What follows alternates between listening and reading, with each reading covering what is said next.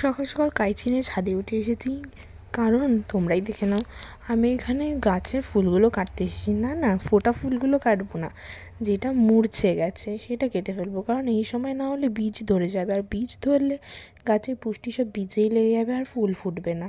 আর আমার পিটুনিয়া গাছে দেখো কত ফুল এসেছে, আর এদিকে গাঁদা ফুলটাও কত বড় ফুটেছে, কিন্তু জল দিতেই ভুলে গেছিলাম, তাই আবার নিচে নেমেছিলাম জল আনতে। জল নিয়ে আবার উপরে উঠে গাছগুলোকে জল দেবো বলে। কিন্তু তোমরা হয়তো ভাবছো এটা আবার কোন জায়গা। হ্যাঁ, এটা আমার বসার জায়গা, যেখানে আমি সকালবেলা উঠে বসে পড়ি এসে। এই জায়গাটা আমার সবচেয়ে প্রিয় জায়গা। ঘুম থেকে উঠে আমি আগে এখানেই আসি এই ফুলগুলো দেখতে আর এর যত্ন নিতে। আগে আমি জল দিয়ে গোড়ায়, তারপরে ওপর থেকে জলগুলো ছিটিয়ে দিলাম। আর এদিকে আমার গাঁদা ফুল গাছের মাটিও পুরো শুকিয়ে গেছে, তাই এটাতেও জল দিলাম।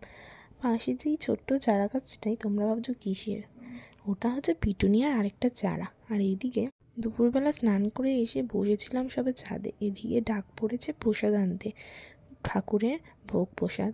আর এই প্রসাদের তুলনা কোনো খাবারের সাথেই হবে না। শুধু এইটুকুই বলবো, জাস্ট অসাধারণ ছিল প্রসাদটা।